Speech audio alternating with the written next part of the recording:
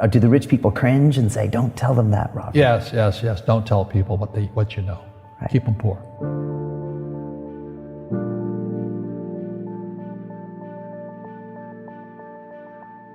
The moment I pay you, you think like an employee. The moment you accept the paycheck, your brain goes dead. That's the trap. Entrepreneurs work for free. As long as you're hungry, you'll think. The school system was designed to teach you to be an employee or a doctor or a lawyer, a specialist, but never about money. The poor will always be amongst us because it starts up here. It's in their words, and the words become flesh. But when they say, I can't afford it or I can't do that, they go down. They become what they say. And I meet so many people, I can't afford it. You think I'm made of money? My PhD daddy says, what do you think I am, made of money? I can't afford that. And my rich dad would say, that's why he's poor. Poor people say, I can't afford it, I can't do that, I don't have time. Because it's an escape. It's an escape, you know what I mean? It's easy to say, I can't afford it. Oh, I'm too tired. Oh, I can't go to the gym. When you could go to the gym. No, I can't. Truth is, I'm just too lazy to go to the gym. And your rich dad used to say what instead of, I can't afford it? How can I afford it? How can I do that? A question opens the mind, a statement closes the mind. So when you say, I can't afford it, your mind shuts down and you become what you say. People right now who are sitting at home, who are struggling financially or worried about money or unhappy, they may be making a lot of money, but unhappy with what they're doing. It was probably taught to you. Your superego was taught, get a job, work hard, or you'll never be rich, or the rich are evil, or whatever. Poverty is passed on. It's taught in your families. And middle class is taught in families. And until you change your mindset, Correct. Money won't help you, right? Correct. And we see that with people that win the lottery, people that make more money, they still have the same problem. Right. Because they have that poor man's soul. Correct. If you're poor, you'll always be poor.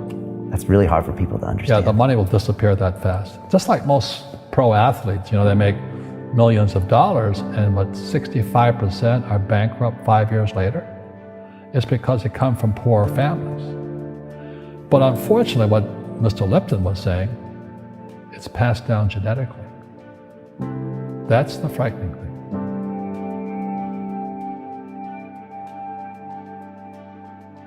If you don't want to learn it, I can't help you. I have bad luck too. I've had financial crashes. I've had people stab me in the back, but they're all good because I grow from it. And that's spirituality. People who are afraid of making mistakes, like they teach in school, they don't ever grow. Because spirituality is there's good and there's bad, there's right and there's wrong, there's up and there's down. Most people only want to be right, they only want to be positive. Well, you can't have that, that's not reality. And the average person, the reason they're poor is they haven't failed. They play it so safe, they haven't made any mistakes like they taught in school. That means they don't learn anything. That's why the school system's actually fundamentally corrupt. It's anti-education.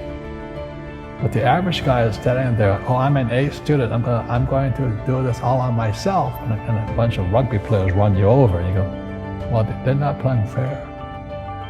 You're playing stupid. You should have a team. You should have accountants, attorneys, and bankers and all that stuff. But that's not the game I want to play. I said, then don't play the game. The game of business is played with accountants, attorneys, bankers, hate to say it, politicians. You got to know the game. People say, well, money is not that important to me. Then if money is not that important to you, money is not important to you. You know what I mean? I don't care about money. The money doesn't care about you. The word does become flesh. Or I'll never be rich. Or the favorite one is the rich are greedy. It's the poor that are greedy. If you think about it, because to be rich, you have to give something. I have to produce books and games, and I purchase real estate, I provide housing, provide jobs and all that. That's why I'm rich. But greedy people produce nothing. Einstein said, imagination is more important than knowledge, but knowledge empowers imagination. And what most people lack is real business knowledge, like accounting, like debt, like taxes. You got to know that stuff, but they don't teach it in school to anybody. Our school systems are making our students weaker. So in school, they have these things called now trigger effects. So you can't, as a teacher, you can't say anything that might upset the student. They don't want anything that might jar their point of view. You see people say, well, why don't you give the poor money? So the only problem with that is it just creates more poor people. Give a man a fish, he fishes for the day, or eats for the day. Yeah, you give a man a fish, you get a lot of people who want more fish, But you teach them to fish. We become creatures of our own habits. And until we break the habit, we don't change. Our schools don't teach that. Our schools teach almost the exact opposite of that. So what I say to young people is you find your game. So my game financially is business, number one. Second is real estate. And that's why I pay no taxes. That's why Trump pays no taxes.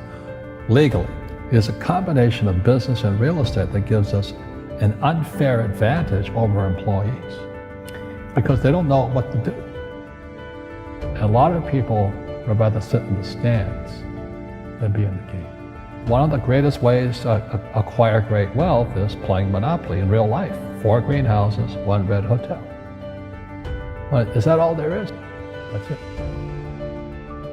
Robert, if I could give you some kind of a magic phone and you could make a call to the 20-year-old Robert Kiyosaki and give that young man a bit of advice, what would you tell him? I would just say keep going. Just do what you have to do. Just live it to the fullest, which I did. Nothing I ever did made sense. Could you imagine quitting a $120,000 a year job for $200 a month to go fight in Vietnam and almost die? It didn't make sense, but it was the best decision I made at that time. And I think what most people do is they let their parents or their friends talk them out of life. So afraid of failing. But failing is how we succeed. You look at guys like Edison and all that. They failed like 1,014 times before he invented the light bulb. Our schools punish you for making mistakes. And that's why we have so many people who are so afraid of admitting they make mistakes or afraid of failing.